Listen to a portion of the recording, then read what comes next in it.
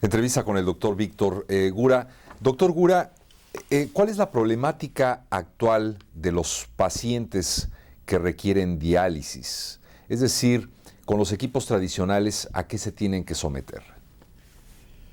Bueno, en primer lugar, estos pacientes tienen tres posibilidades: o se dializan, o se trasplantan, o lamentablemente se mueren. Así que no tienen muchas opciones. Aproximadamente el 10% de los pacientes que requieren tratamiento para la insuficiencia renal reciben un trasplante. El otro 90% tiene que ir a diálisis y nunca recibe un trasplante. Los pacientes en diálisis son pacientes que dependen del tratamiento para sobrevivir y si no lo reciben se mueren. Aún recibiendo ese tratamiento, la mortalidad de estos pacientes es inaceptable. El 20% por año es la misma mortalidad que el cáncer metastático del seno o de la próstata. Todo el mundo habla del cáncer de la próstata, del cáncer del seno, del colon y de la mortalidad de estas gentes. Los pacientes de diálisis tienen la misma mortalidad y la gente no se da cuenta. Si el 20% al año se muere, la mayoría de estos pacientes a los 5 años ya no están.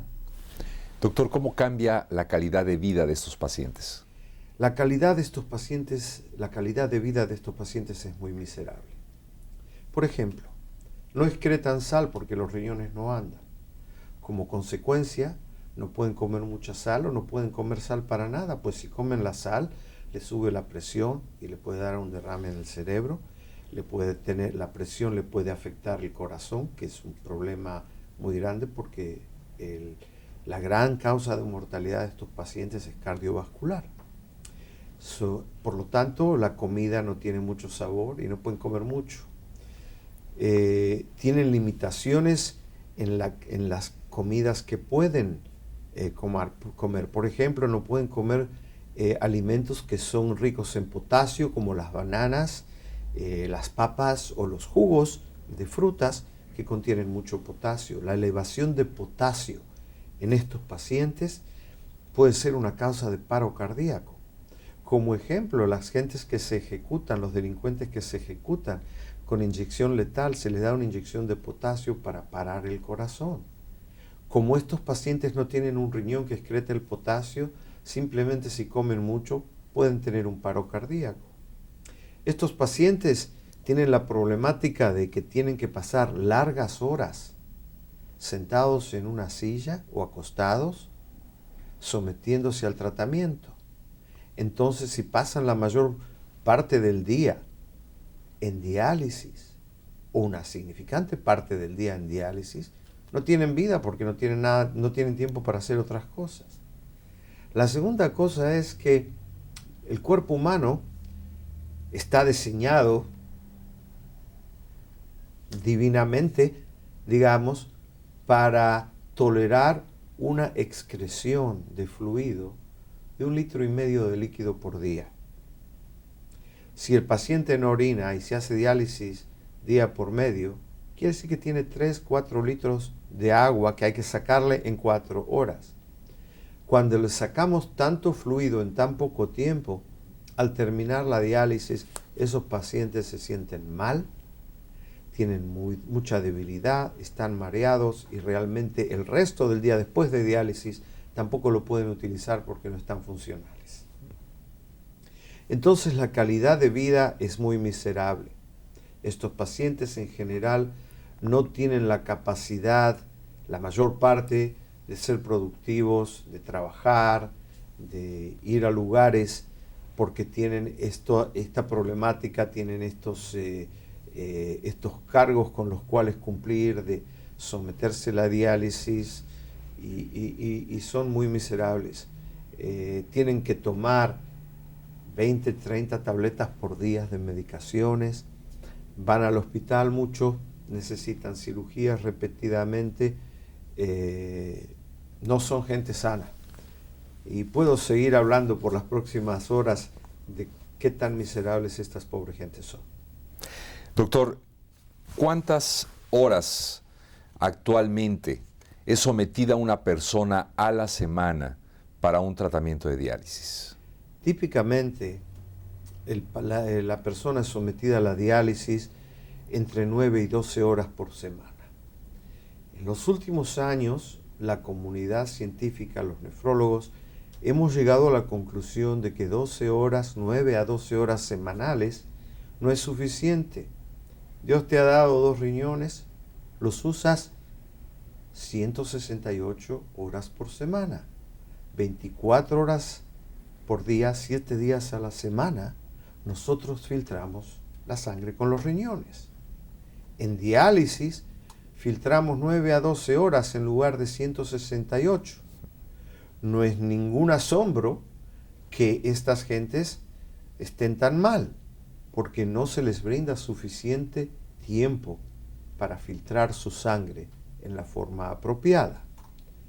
Cuando entendimos que simplemente es una cuestión de filtrar la sangre por más tiempo, se ha desarrollado un concepto de diálisis diaria.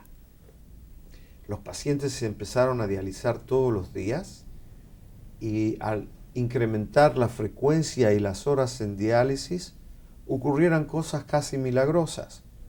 Los pacientes empezaron a sentirse fuertes, recuperaron su apetito, han tenido la oportunidad de beber su jugo de frutas, comer su banana, añadir sal a la dieta y, mucho más importante, se redujo por más de 2/3 el consumo de drogas, que aparte de ser caras, hay que tomarse 20, 30 tabletas por día, es desagradable y muchos pacientes simplemente no lo hacen. ¿Eso tendría un impacto directo en términos económicos, doctor, de cuánto? En términos económicos, el ahorro en los Estados Unidos solamente en hospitalizaciones, que en diálisis diaria se han reducido las hospitalizaciones en el 70%, y en el consumo de drogas se estima aproximadamente en los 10 billones, con B, 10 billones de dólares por año. Y aparte de la reducción en el costo, no hay nada que hablar de la ventaja en incrementar la longitud de la vida, lo cual se está estudiando. Todavía no tenemos suficientes datos, pero parece ser evidente que se va a prolongar la vida cuando se dialice más, y además la calidad de la vida de estos pacientes. Ahora, no hay duda que ante este descubrimiento en cuanto al mayor número de horas que un paciente pasa en diálisis, pueda realmente ser llevado a la práctica de manera eficiente. ¿Existe la infraestructura, existe el presupuesto adecuado para atender esa necesidad? Definitivamente no. En todo el mundo, la economía mundial no puede pagar la diálisis para todos aquellos que necesitan globalmente. En los Estados Unidos hay un presupuesto limitado que está a disposición de los pacientes de diálisis, pero no hay más dinero para hacer nuevas unidades de diálisis. No tenemos enfermeras o técnicos que puedan brindar el doble o más del tiempo de tratamiento. No hay quien pague por los materiales para hacer más diálisis, y tampoco los pacientes quieren someterse a estadías largas diarias en su silla atado a la máquina. Entonces no tenemos, desde el punto de vista financiero o logístico, la posibilidad de brindarles a estos pacientes diálisis diaria. Hay una pequeña minoría, aquellos que pueden llevarse una máquina a su casa y operarla solos, son los pacientes que tienen la oportunidad de darse diálisis todos los días en su casa. Pero la mayoría de los pacientes no pueden o no quieren o no están en condiciones de hacer su diálisis en su casa. Entonces, tenemos que buscar alguna otra forma de darles a estos pacientes más horas de diálisis. Doctor, finalmente llegamos al punto, que es el pensar, que es el desarrollar, que es el de unir todo un rompecabezas para poder dar forma a un nuevo equipo que la gente pueda usar con las posibilidades de movimiento, de realizar su vida diaria, de ir a trabajar, de incluso bailar mientras usan un aparato que filtre su sangre. Y usted desarrolla un invento que permite ahora esta posibilidad.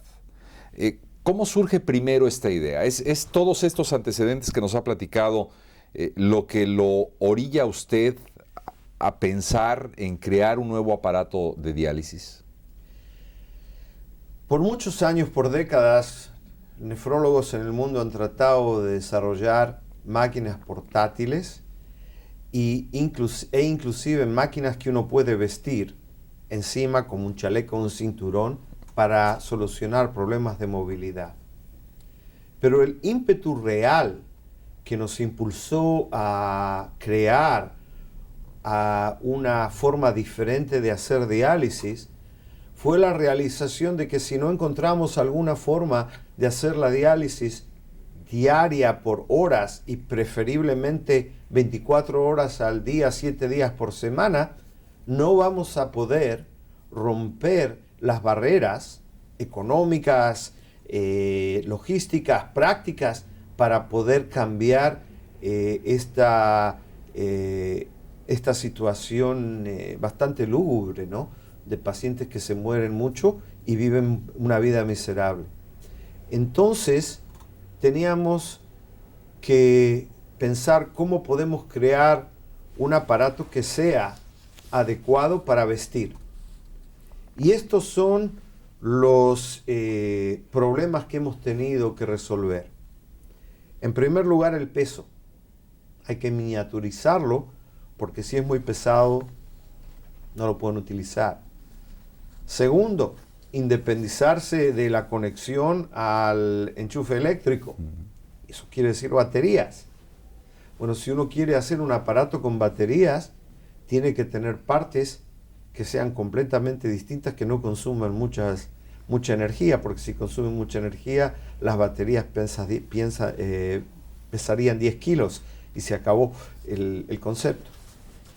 La tercera dificultad que teníamos que hacer era la de crear una forma por la cual los pacientes no requirieran grandes cantidades de agua.